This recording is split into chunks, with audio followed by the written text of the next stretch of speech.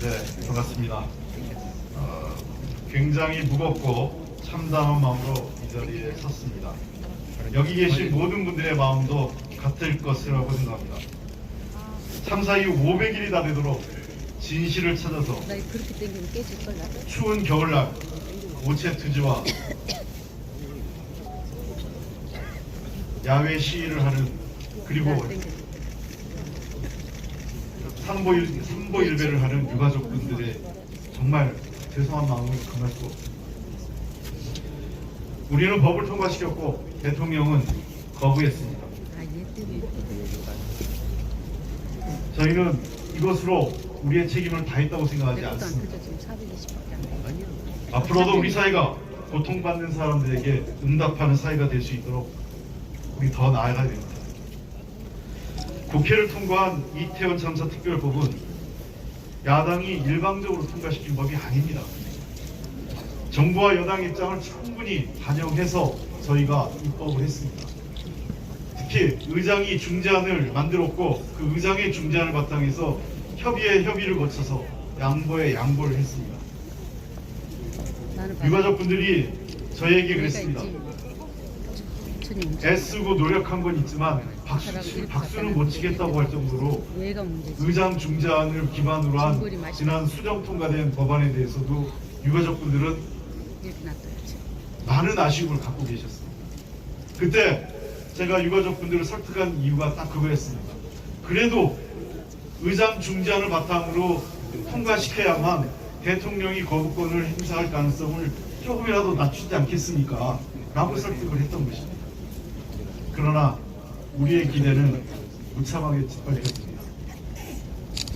양보하고 수정하고 유가족 입장에서는 아쉬움이 큰 법안에 대해서도 윤석열 대통령은 그 법안에 대한 거부권을 행사한 것입니다. 왜 그랬을까요? 진실을 밝히는 것이 그렇게 두렵습니까? 진실이 드러날 경우 도대체 누가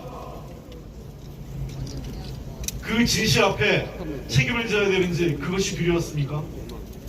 거부권을 쓴 대통령이 제시한 방안은 유가족과 국민을 두 번 모욕 주는 거였습니다. 마치 유가족과 희생자분들이 돈 몇 푼 바라는 사람들처럼 매도한 것입니다. 맞습니다. 그들이 피해자와 시민을 대하는 태도는 10년 전 세월호와 하나도 다르지 않았습니다. 10년 전 세월호 사건 터졌을 때 그들은 어떻게 했습니까? 가짜뉴스와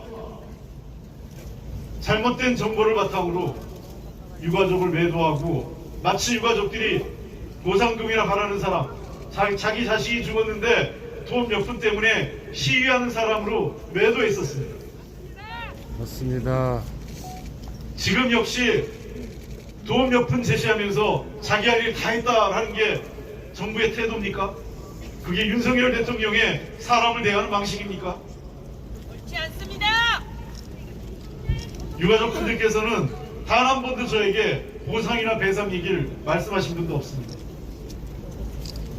늘 저희와 다른 동료 의원들을 만났을 때마다 유가족분들이 한 얘기는 한결같았습니다. 그날의 진실을 알고 싶다. 왜 우리 아이들이 그렇게 많이 죽었는지, 그리고 왜 우리 아이들이 병원에 짐짝처럼 실려가서 그냥 병원에 짐짝처럼 쌓이고 나중에 어느 병원에 있는지 희생된 자기 자식들을 찾기 위해서 그 밤거리에 병원을 돌아다녔던 유가족들의 심정을 그들은 아는지, 왜 그랬는지를 알고 싶다고 했습니다.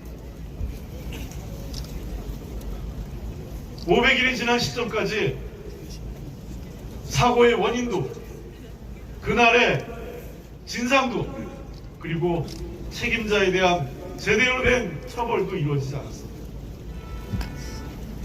이제 와서 겨우 서울지방경찰청장에 대한 기소가 결정이 된 겁니다. 참으로 참담하고 담담합니다. 윤석열 대통령과 정부 여당에게 경고합니다. 오늘 거부권을 통해서 자신들의 의도가 성공한 듯, 그리고 자신의 뜻이 관철된 것처럼 느낄 수 있겠지만 역사는 당신들이 원하는 것처럼 가지 않을 것입니다. 역사는 오늘의 사실을 하나하나 기록할 것이고, 다가오는 시간은 윤석열 대통령과 그들에 대한 심판의 시간이 될 것입니다. 됐어! 우리는 좌절하지도 절망하지도 않습니다. 다시 시작하겠습니다. 다가오는 윤석열 정권의 심판의 시간을 우리는 재촉하고 당기면서 끝까지 싸우겠습니다, 여러분. 고맙습니다.